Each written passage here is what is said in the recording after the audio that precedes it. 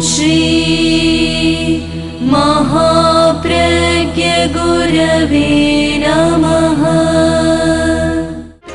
जिसके सांसों में रहता है शाश्वत शांति का स्पंदन, उस महाप्रज्ञ को वंदन, उस महाप्रज्ञ को वंदन।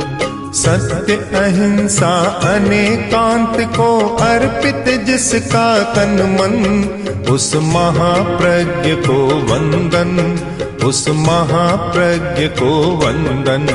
जिसके सांसों में रहता है शाश्वत शांति का स्पंदन, उस महाप्रज्ञ को वंदन, उस महाप्रज्ञ को वंदन।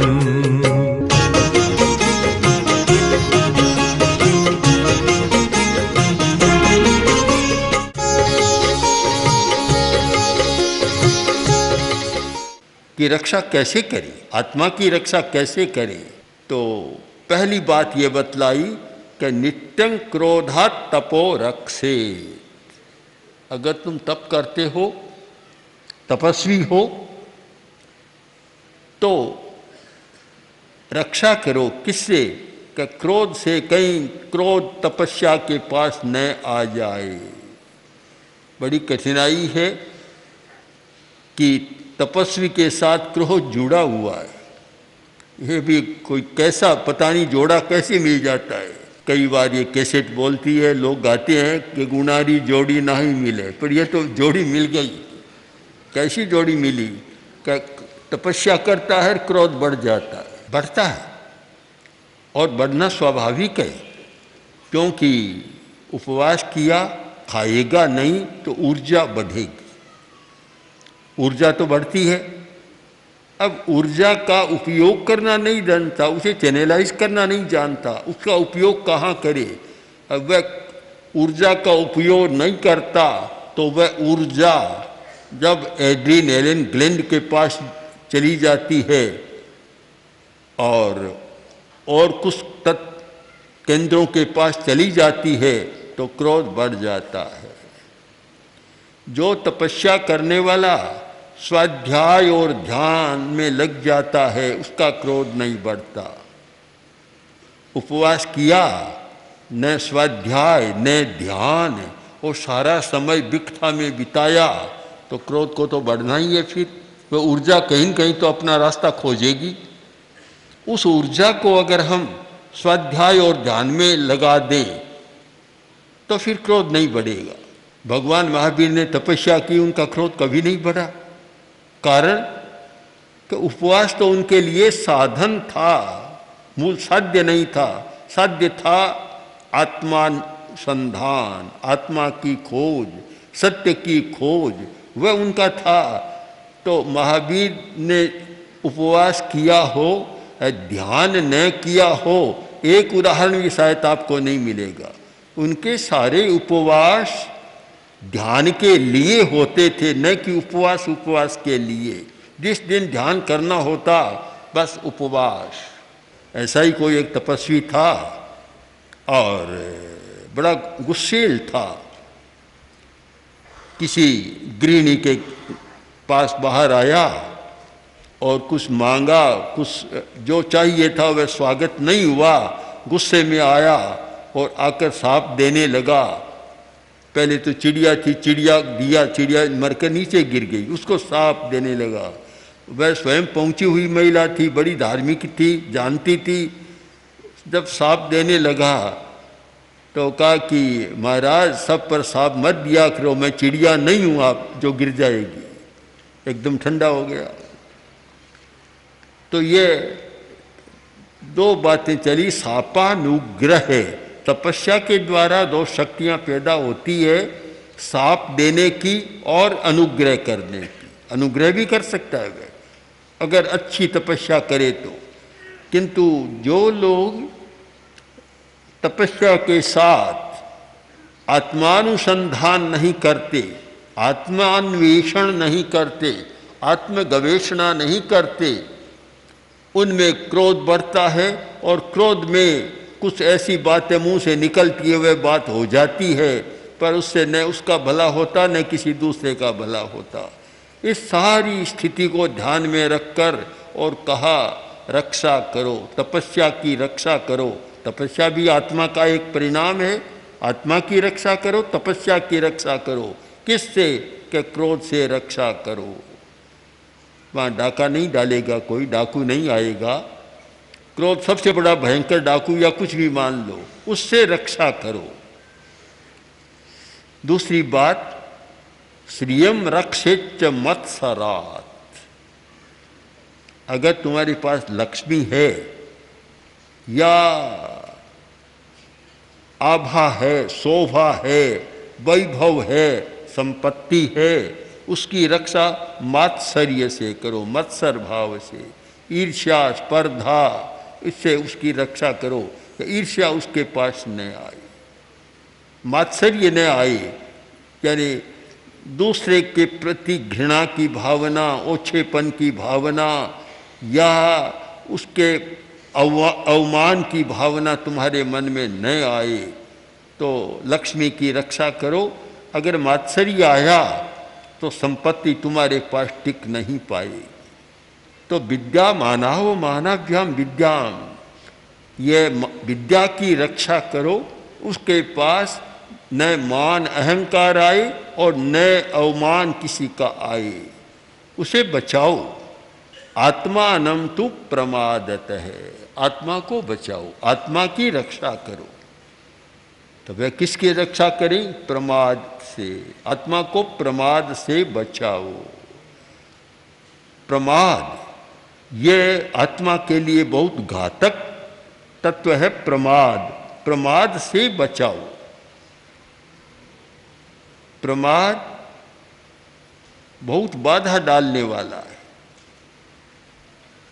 एक शराबी शराब के नशे में होता है, उसको पता नहीं लगता क्या है। प्रमाद भी कम नशा नहीं है, जो प्रमादी है उसे भी पता नहीं लगता। भगवान महावीर ने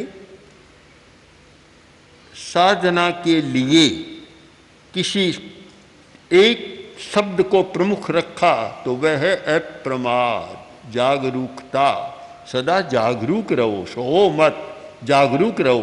प्रमाद का मतलब है विस्मृति, भूल जाना। प्रमाद का अर्थ है सो जाना, मूर्छा में चले जाना। भूल जाता है आदमी, अपने आप को भूल जाता है। और यदि हम ध्यान से देखें तो यह स्पष्ट होगा कि आदमी जितनी चिंता दूसरों की करता है उतनी अपनी चिंता नहीं करता। वह अच्छा नहीं है, वह ऐसा करता है, उसकी यह आदत है, उसका यह है, वह है। दो व्यक्ति बैठेंगे तो पराया रामायण बन महाभारत आ जाएगा, अपना रामायण महाभारत नहीं आएगा। अपने को इग्नोर कर देता है, बिल्कुल भुला देता है। ये भुलक्कड़पन की बात, अपने आप को भुलाने की बात, इस बात को समझाने के लिए अनेक कहानीकारों ने कहानियाँ भी लिखी है, श्लोक भी लिखे हैं, ग्रंथ भी लिखे हैं प्रमाद और अप्रमाद पर। आदमी इतना भूल जाता है कि अपने आप को गिनता ही नहीं है। प्रसिद्ध कहानी है कि 20 ऊँटों का काफिला चला, थार को पार करना था, रेगिस्तान को, थार को, जंगलों को पार करना था। एक थार को पार किया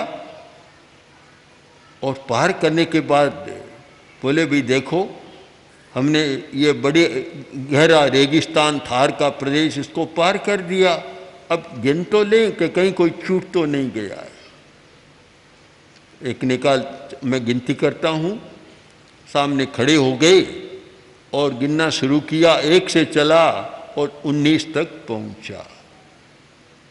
एकदम स्तब्ध हो गया, बोला भी एक तो खो गया, अपना एक साथी तो खो गया। दूसरे ने कहा कि तुम ठहरो, मैं करता हूँ।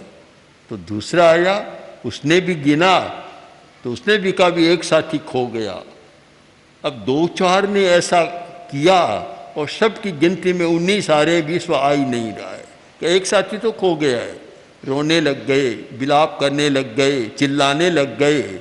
उधर से कोई एक आदमी आया, बड़ा समझदार था, उसने कहा भैया क्या बात है, क्यों रोते हो, जंगल में यहाँ रोने की क्या बात है, क्यों रोते हो? कि भाई क्या बताएं, हम घर से चले थे, साथ में चले थे, अनुबंध था कि हमेशा साथ रहेंगे, तो हमारा एक आदमी कहीं बीच में भटक गया, खो गया। उसने कहा रे कितने थे? कि 20 थे। तो अब मेरे सामने खड़े हो जाओ, मैं गिनता हूं। तो गिनना शुरू किया, 1 2 3 और ये 20वां। देखो 20 है, तुम कैसे करे 19? ओहो भाई साहब क्षमा करें, भूल हो गई, मैंने सामने वालों को तो गिन लिया, अपने आप को नहीं गिना। खो गया। प्रमाद से आदमी खो जाता है, अपने आप को भी गंवा देता है, दूसरे को नहीं अपने आप को भी गंवाता है। तो बड़ी कठिनाई है कि प्रमाद के कारण आदमी अपने आप को भूल जाता है। हम धार्मिक लोगों से पूछें कि धर्म क्यों करते हो? आत्मा के लिए। आत्मा क्या है, कहाँ है? आत्मा का स्वभाव कहाँ है कि हम तो नहीं जानते। जिसके लिए धर्म करते और उसको भी नहीं जानते, कितना बड़ा प्रमाद है। यही तो है प्रमाद, विस्मृति, कि हमें उसकी स्मृति नहीं है कि मैं किसके लिए जा रहा हूँ।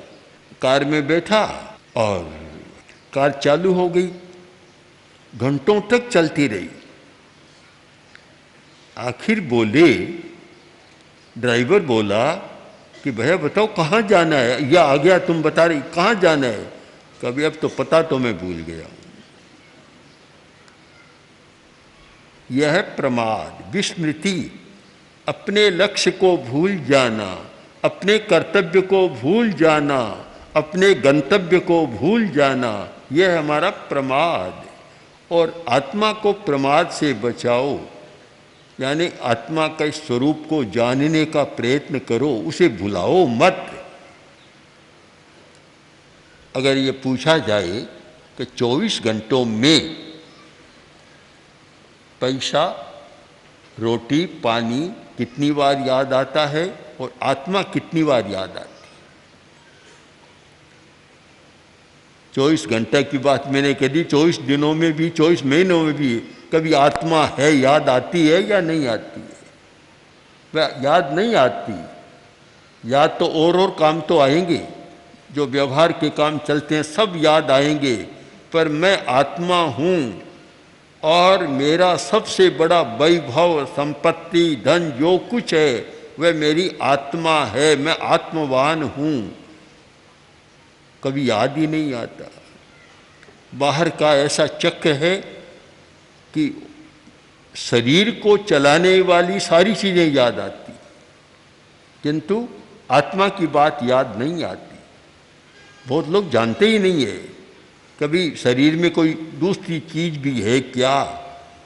कोरा शरीर नहीं है, कोरा ये कोई चिकित्सकीय केंद्र नहीं है कि जहाँ भाई भीतर हार्ड है, मांस है, लोही है, प्लाज्मा है और भी कुछ ऐसे तत्व हैं, भीतर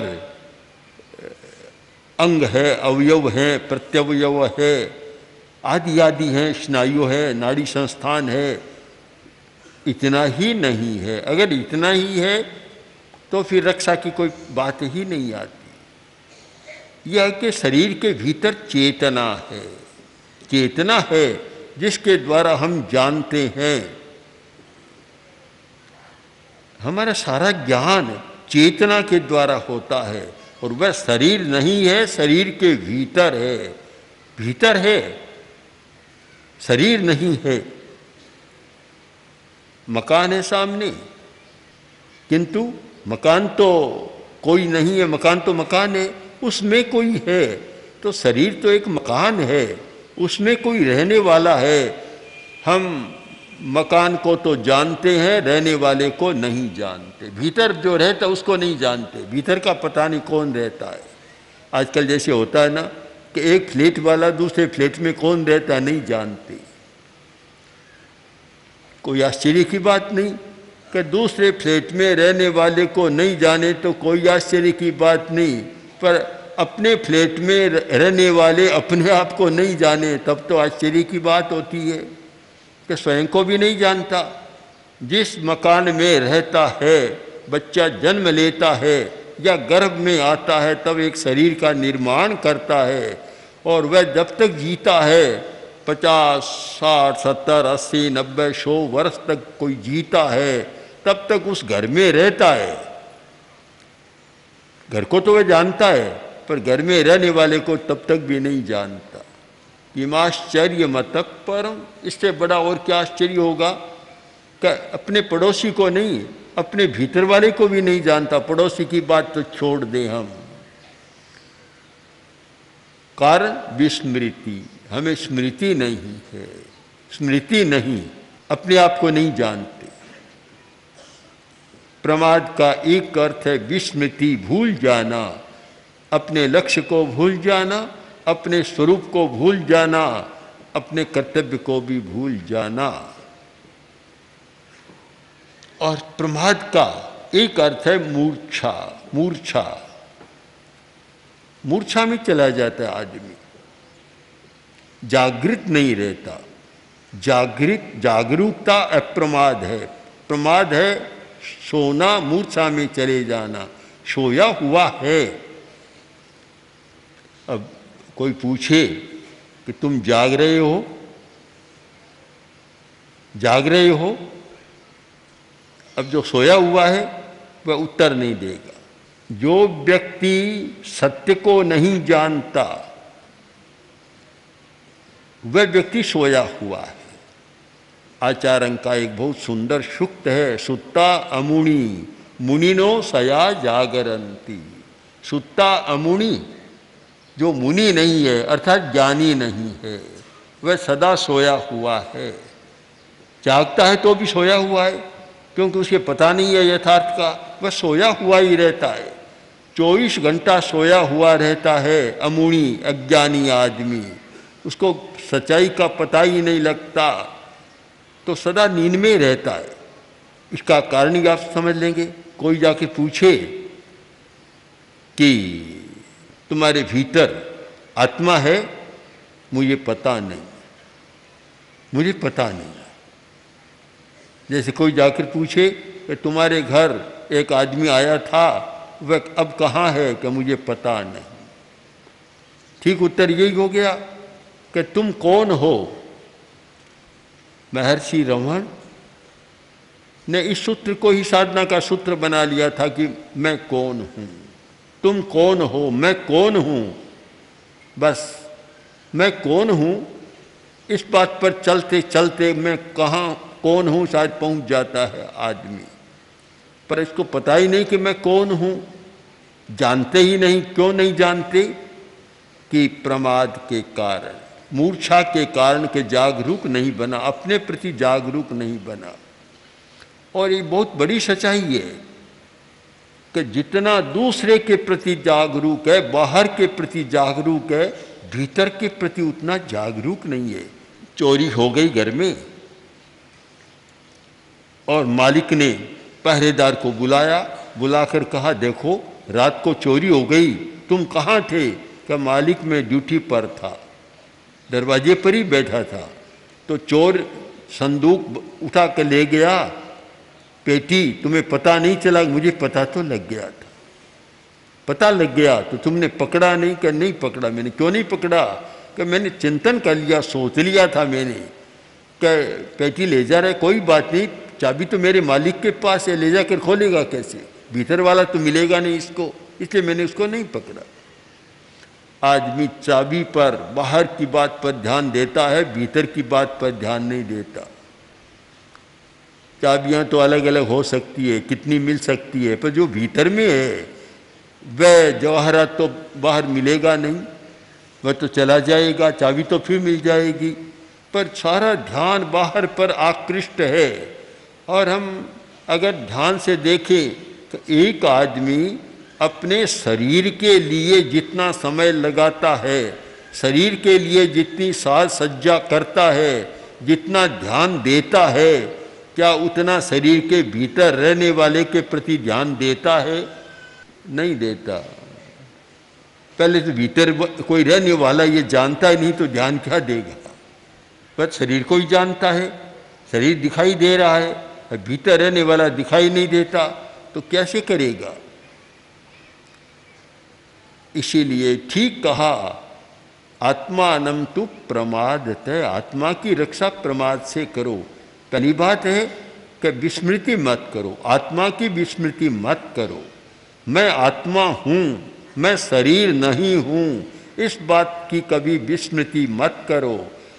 जो व्यक्ति इसकी विस्मृति करता है कि मैं आत्मा हूँ, शरीर नहीं हूँ, वह शायद कोई अच्छा धार्मिक हो सकता है, ये मानने में मुझे तो कठिनाई होती है। उसको अच्छा धार्मिक कैसे कहा जाए? परंपरागत धार्मिक हो सकता है, जन्मना धार्मिक हो सकता है, अनुयायी के रूप में धार्मिक हो सकता है, किंतु एक तेजस्वी साधक के रूप में वह धार्मिक नहीं हो सकता जिसको इस बात की स्मृति नहीं रहती कि मैं शरीर नहीं हूँ, मैं आत्मा हूँ। मैं आत्मा हूँ यह पहले नंबर की बात, और मैं शरीर हूँ दूसरे नंबर की बात है। क्योंकि मैं शरीर में हूँ इसलिए मैं शरीर हूँ कह भी दे, पर वास्तव में मैं शरीर नहीं हूँ। यह है कि मेरा घर है, मेरा घर। शरीर तो है मेरा बाहर का घर, यानी मिला हुआ घर है। मेरा अपना घर तो मेरी आत्मा है, जहाँ कि मैं सदा रहता हूँ, मेरी चेतना है। अनुयोग द्वार सूत्र में एक बहुत सुंदर प्रसंग है। नए की मीमांसा करते समय कहा गया, पूछा गया कि तुम कहाँ रहते हो? उसने कहा मैं लोक में रहता हूँ। अरे लोक तो बहुत बड़ा है। फिर पूछा कहाँ रहते हो? तब बोला कि मैं भारत क्षेत्र में रहता हूँ, या आज की भाषा में कह दो कि मैं एशिया खंड में रहता हूँ, यूरोप में कहीं रहता हूँ। तो अभी भारत तो बहुत बड़ा है, कहाँ रहते हो? हम उस उदाहरण को इस भाषा में बदल दें कि मैं राजस्थान में रहता हूँ। तो राजस्थान तो बहुत बड़ा है, कहाँ रहते हो? तो फिर हम वर्तमान की बात को ले लें कि सिरियारी में रहता हूँ। तो सिरियारी का क्षेत्र तो बहुत बड़ा है, कहाँ रहते हो? तो कोई कह दे मैं हेम अतिथि गृह में रहता हूँ। वह तो बहुत बड़ा है, कहाँ रहते हो? कि अमुक नंबर के कमरे में रहता हूँ। कि कमरा तो बहुत बड़ा है, कहाँ रहते हो? कि उस खाट पर मंच पर बैठता हूँ, तो वह तो बहुत बड़ी है। फिर कहाँ रहते हो? तो आखिर कहा कि मैं शरीर में रहता हूँ, अपने शरीर में रहता हूँ। अरे शरीर तो बहुत बड़ा है, तुम कहाँ रहते हो? शरीर तो बहुत बड़ा है, तुम कहाँ रहते हो? क्योंकि आत्मा पूरे शरीर में नहीं रहती। चमड़ी में आत्मा कहाँ है? हाड़ में आत्मा कहाँ है? आत्मा रहती है तो नाड़ी तंत्र में तो हो सकती है, जो हमारा नर्वस सिस्टम है वहाँ तो आत्मा की चेतना रहती है, पर इनमें चेतना कहाँ है? बाहर तो कोई चेतना नहीं है। तो शरीर तो बहुत बड़ा है, शरीर में तो इतनी पोल है, कोई आदमी मुंह खोले तो भीतर क्या पोल ही पोल दिखती है, गड्ढा सा दिखता और है क्या भीतर? भीतर में सारा पोल पोल है। कहाँ रहते हो? तब बोला मैं मेरे आत्म प्रदेशों में रहता हूँ, इस केंद्र में रहता हूँ। अब कहाँ से कहाँ तक चले गए? मैं कहाँ रहता हूँ, मैं कौन हूँ, कहाँ हूँ? बस जो इसकी विस्मृति करता है यह है प्रमाद। प्रमाद है वो, उससे आत्मा की रक्षा नहीं होती। तो इसलिए आत्मा की सदा रक्षा करो। तो प्रश्न होगा किससे रक्षा करो? कि प्रमाद से रक्षा करो। प्रमाद पास में न आए, तुम्हारी आत्मा सुरक्षित है, तुम सुरक्षित हो। फिर दुनिया में जो भी होता है रहते हो, कम से कम दुखी नहीं बनोगे, तनाव में नहीं जाओगे, समस्याओं से संकुल नहीं बनोगे। एक सुंदर आध्यात्मिक सूत्र आगमकार ने दिया है, हम उस पर मनन करें। जैसे धन की रक्षा के लिए प्रयत्न होता है, वैसे थोड़ा थोड़ा प्रयत्न भी, उसका चतुर्थांश प्रयत्न भी हम आत्मा की सुरक्षा के लिए करें, तो शायद और अधिक आनंद का जीवन जी सकते हैं। सब समस्याओं, चिंताओं, दुश्चिंताओं, तनावों से मुक्त रहकर और एक अलौकिक शांति का अनुभव कर सकते हैं। ओम हर। ओम श्री महाप्रज्ञ गुरवे नमः। ओम श्री महाप्रज्ञ गुरवे नमः। ओम श्री महाप्रज्ञ गुरवे